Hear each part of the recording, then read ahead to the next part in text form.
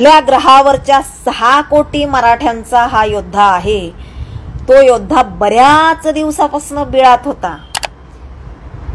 बीडमध्ये वंजारा आणि मराठा भांडण लागलं का की यांनी उडी मारलीच म्हणून समजा आणि वातावरण नासवलंच म्हणून समजा.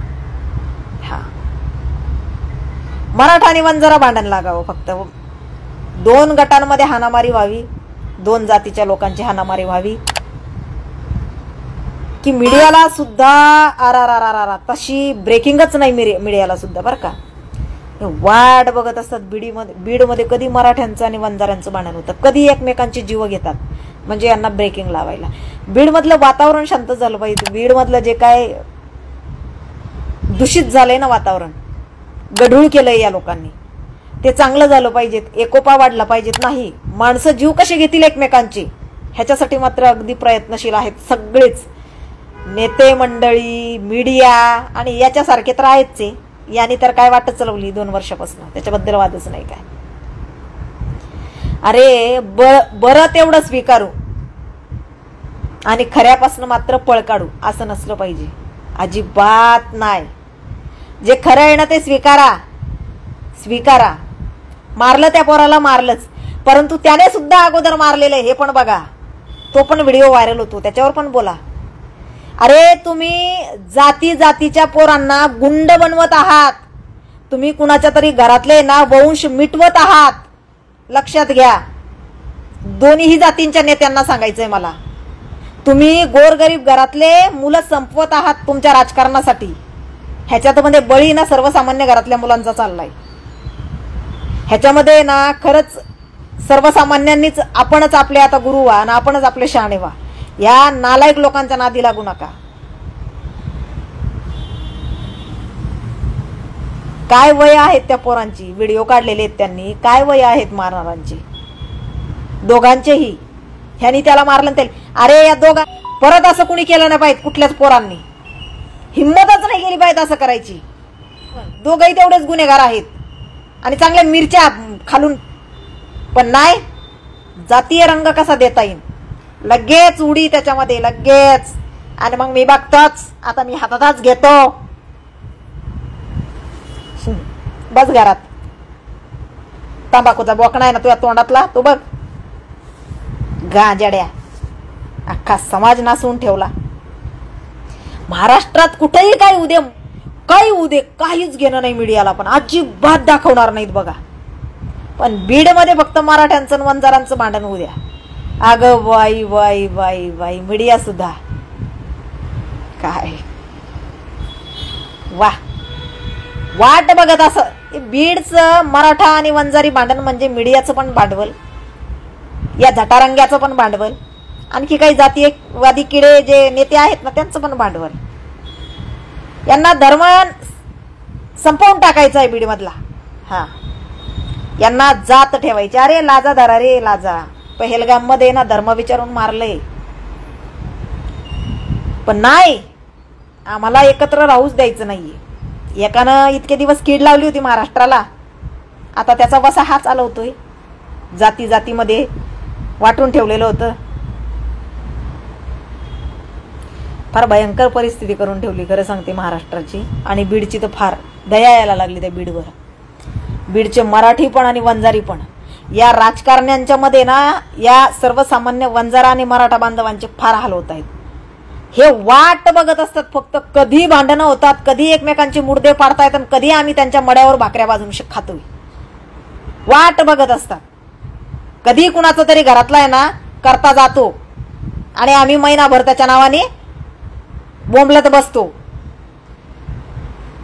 आम्हाला टीआरपी मिळते, यांना टीआरपी मिळते ना, मग कुणाच्या तरी यांच्या टीआरपी साठी बरं का. हा, यांना फेमस होण्यासाठी हे लोकांच्या घरातले दिवे विझवायला लागले ते. सर्वसामान्यांच्या घरातले दिवे विझवायला लागले ते. इतके नीच लोक हे जन्माला आले, तेवढं लक्षात ठेवा. समाज यांनी गढूळ करून ठेवलाय. गोरगरीब घरातले ना माणसं संपवायला लावलीत रे, ही लेकरं संपवायला लागले ते. लई नीच प्रवृत्तीचे लोक हे, कुठं फेडतील हे पाप. इतकं वाईट वातावरण करून ठेवलं यांनी, इतकं वाईट, भयंकर. अरे त्याच बीडमध्ये ज्या वेळेला संतोष भैया देशमुख यांची हत्या झाली त्याच्यानंतर मला वाटतं काहीतरी 1-1.5 महिन्यांनी दलित समाजाच्या पुजारी बाबाची हत्या झाली होती. त्यांचं काहीतरी केलेलं होतं ते, त्यांच्या शरीराचे तुकडे आलं होतं. अजूनही आरोपी फरार आहेत. कुणीही त्याची दखल घेतली नाही हो, कुणीच नाही. का बरं? ते बाबा दलित समाजाचे होते म्हणून? किंवा मारणारा जो कोण असेल तो वंजारी नव्हता आणि मरणारा मराठी नव्हता, किंवा मरणारा वंजारी नव्हता आणि मारणारा मराठी नव्हता. मरणारा वंजारी पाहिजेत, मारणारा मराठी पाहिजेत, किंवा मरणारा मराठी पाहिजेत आणि मारणारा वंजारी पाहिजे, तर मीडिया पण उचलून धरती. बाकी दुसऱ्या जातीला अजिबात नाही बरं का, बिलकुल नाही. नाही नाही नाही, तिथं वंजारी आणि मराठा, हा बस, या दोघांची भांडणं असली ना मग मीडिया पण तुटून पडणार, राजकीय नेते तिथं जाणार. आणि हे तर काय महाशय आहेत, यांचा काय विषयच नाही, यांचा विषयच नाही काय, यांचा विषयच लय खोले. हे वाट बघत असतात. पण लक्षात घ्या रे, याच्यामध्ये नुकसान हे सर्वसामान्यांचं होत आहे. नुकसान सर्वसामान्यांचं होत आहे, लक्षात घ्या. याच्यासाठी ना माजलेल्या गँग, मग ती मराठ्यांची असू दे नाही तर वंजाऱ्याची असू दे, माजलेल्या गँग ज्यांना आवळ घालणं फार गरजेचं आहे. दनादन फडणवीस साहेबांनी ना यांच्यावर मोक्के लावावी. कुठल्याही समाजाची गँग असू दे, वंजारा असू दे ना तर मराठा असू दे, सोडायचंच नाही. दनादन यांच्या तडीपारी कराव्यात. अरे कोण आहे ती पोरं? ही सर्वसामान्य घरातली आहेत. नेते मंडळी ना यांच्या फायद्यासाठी त्या पोरांचा वापर करून घेत आहेत, आयुष्यातून उठवतायत त्या पोरांना.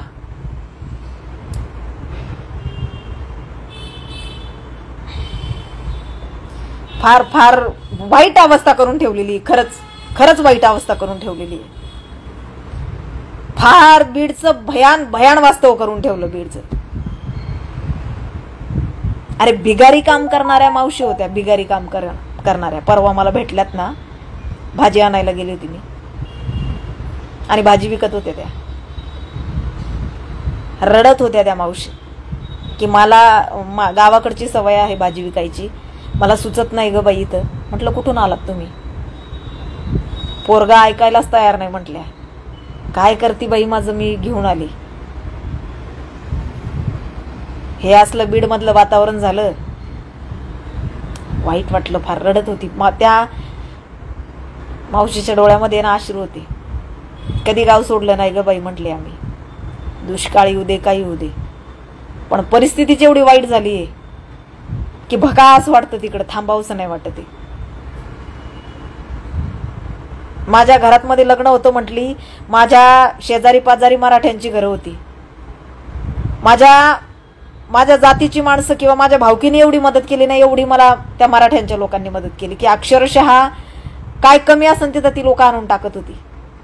आणि आज तीच लोक बघत सुद्धा नाहीये, किंवा आम्ही पण त्यांच्याकडे बघत नाही. का असं वातावरण झालं म्हणली. रडत होत्या त्या मावशी. इतकं वाईट वातावरण बीडचं झालेलं आहे.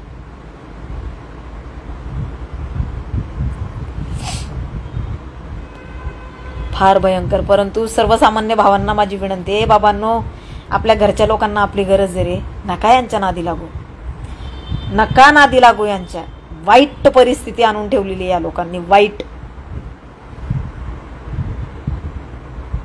भयंकर विचित्र लोक आहेत हे. तुमचे आई वडील तुमची वाट बघतायत घरी, त्यांचा विचार करा. कुठल्याच गोष्टीची कमी नाही केली तुम्हाला आई वडिलांनी. अगदी त्यांनी स्वतःला गहाण ठेवलं तुमच्यासाठी, पण तुम्हाला सगळ्या गोष्टी पुरवल्या. आणि आज मात्र तुम्ही कुठल्या तरी नेत्याच्या नादी लागून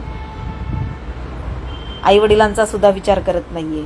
त्यांनी म्हटलं फेक दगड की तुम्ही फेकताय, परंतु त्याच्या बदल्यात मध्ये तुम्हाला भोगावं लागतंय. तुमच्या बापाचा खिसा खाली होतोय, नेत्याचा नाही होत रे. नका भांडणं करू. एकाच वर्गात शिकलेले आहात तुम्ही, एकाच डब्यात खाल्लेलं आहे. का विसरलात? कशाला मराठा आणि हे वंजारी भांडण आणखी पेटवताय? नका पेटू रे, नका पेटू. फार गुन्ह्या गोविंदाने आपण नांदत होतो, विसरू नका. अगदी बरोबर, अशोक दादा अगदी खरं बोललात तुम्ही. जातीवादातनं भांडण झालं ना, खरंच जन्मठेप झाली पाहिजे की जेणेकरून करणार नाही कोणी. खरं झाली पाहिजेत, आताच टाकले पाहिजेत. फार नासवून ठेवलं, फार नासवून ठेवलं. वाट बघत असतात कुणीतरी मरावं आणि आम्हाला भांडवल भेटावं.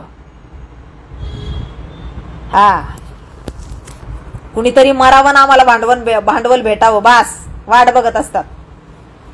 मग मराठ्यांच्या पोटचे आहात म्हणून मारायचं का एकमेकांना? अरे राणा बाबा, तुला कुणी म्हणलंय राहू नको? प्रत्येकाला अभिव्यक्ती स्वातंत्र्य आहे. मग तुम्हाला जसं आहे ना अभिव्यक्ती स्वातंत्र्य, तसं मलाही आहे. का माझ्या अभिव्यक्ती स्वातंत्र्यावर गदा आणताय? अगदीच, बिलकुल. त्याचा संडास घास त्याच्या घरात जाऊन. तुला कुणी अडवलं? बिलकुल केलंच पाहिजे तुझ्यासारख्या लोकांनी. हा, कारण मग हे जातीयवादाची थिणगी विजली नाही पाहिजेत रे. त्याच्यात तेल पडत राहिलं पाहिजे. ते पेट खरंच कायदे कडक करण्याची वेळ आलेली. फडणवीस साहेब थोडं लक्ष घाला हो, लक्ष घाला. किती गँग आहेत ना अशा, त्या सगळ्या तडीपार करून टाका. टोटल सगळ्या मोका लावा. बाहेर असतील त्यांना आतमध्ये टाका. कुणीच नाही सुटल्या पाहिजेत. ह्यांची दुकानं बंद झाली पाहिजेत. जातीवर पोट भरणाऱ्यांची दुकानं बंद झाली पाहिजेत. कडक कारवाया करा तुम्ही, बरोबर यांची दुकानं बंद होतील बघा. यांची दुकानदारी ना, भांडण नाही झालं मराठवाड्यामध्ये की याची दुकानदारी बंद. हा वाट बघत असतो. जायला पाहिजे कुणाचा तरी जीव, भांडण व्हायला पाहिजे कुठेतरी, मारामाऱ्या व्हायला पाहिजेत कुठेतरी. खरं मांडण्याचं आणि खरं स्वीकारण्याची हिंमत ठेवा रे. खरं स्वीकारण्याची हिंमत ठेवा.